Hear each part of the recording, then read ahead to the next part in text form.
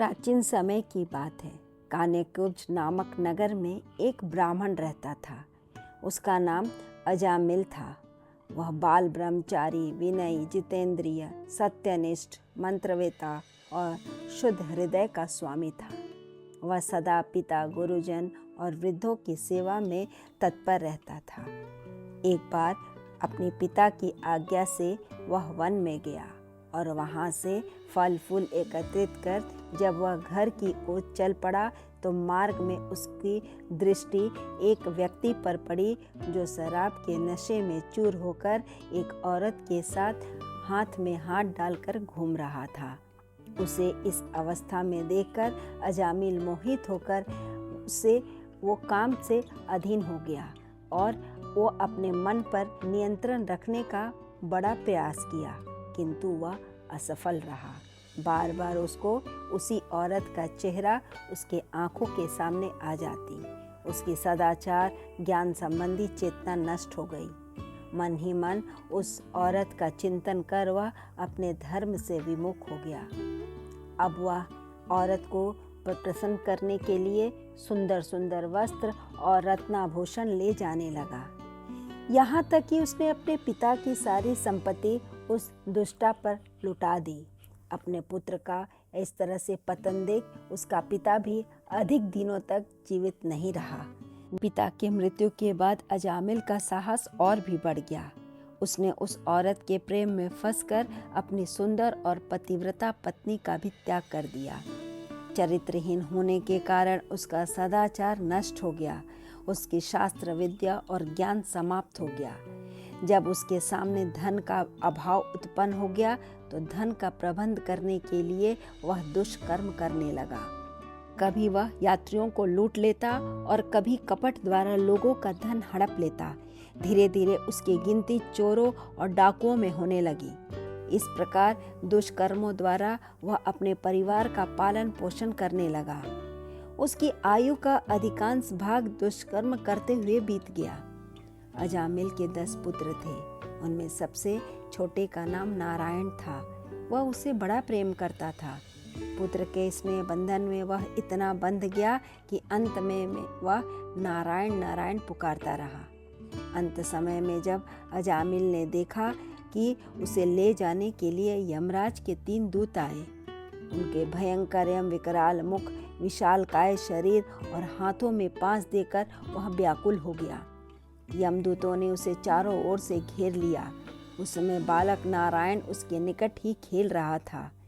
तब वह भयभीत होकर उसे पुकारने लगा, नारायण नारायण चिल्लाने लगा। जब भगवान विष्णु के पार्षदों ने देखा कि अजामिल मरते समय उनके स्वामी भगवान नारायण का नाम ले रहा है तो वे बड़ी शीघ्रता से वहां आ पहुंचे। विष्णु पार्षदों के शरीर पर पीताम्बर और दिव्य आभूषण सुशोभित थे। उनके सिर पर मुकुट, कानों में कुंडल और गले में सुंदर हार थे। भगवान विष्णु के समान उनकी 4 भुजाएं थीं, जिनमें गदा, शंख, कमल, पुष्प, चक्र आदि सुशोभित थे। उनके मुख तेज से आलोकित होकर अत्यंत सौम्य और मनोहर प्रकट हो रहे थे। उस समय यमदूत अजामिल के शरीर से उसके प्राण खींच रहे थे। विष्णु पार्षदों ने उन्हें बलपूर्वक रोक लिया।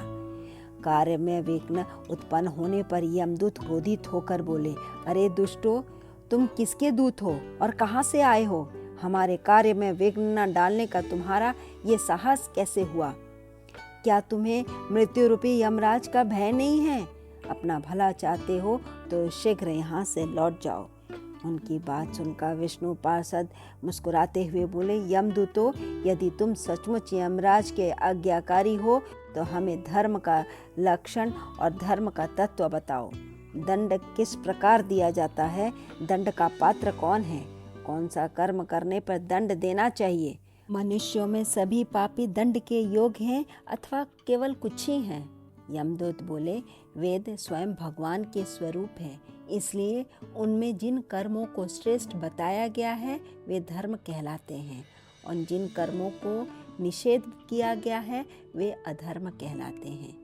जीव अपने शरीर अथवा अपने मनोवृत्तियों द्वारा जितने कर्म करता है उनके साक्षी सूर्य, अग्नि, आकाश, दिशाएं, जल, पृथ्वी, वायु, चंद्रमा आदि होते हैं। इनके द्वारा अधर्म का पता चल जाता है और तब दंड के पात्र का निर्णय होता है। मनुष्य अपने कर्मों द्वारा दंडनीय होते हैं। इस लोक में जो मनुष्य जिस प्रकार का और जितना धर्म अथवा अधर्म करता है, परलोक में वह वैसा ही फल भोगता है। यह अजामिल बड़ा पापी और दुराचारी था।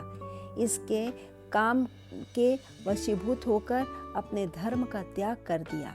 अतः हम इसे भगवान यमराज के पास ले जाएंगे, जहाँ इसके अपने पापों का दंड भोग कर यह शुद्ध हो जाएगा।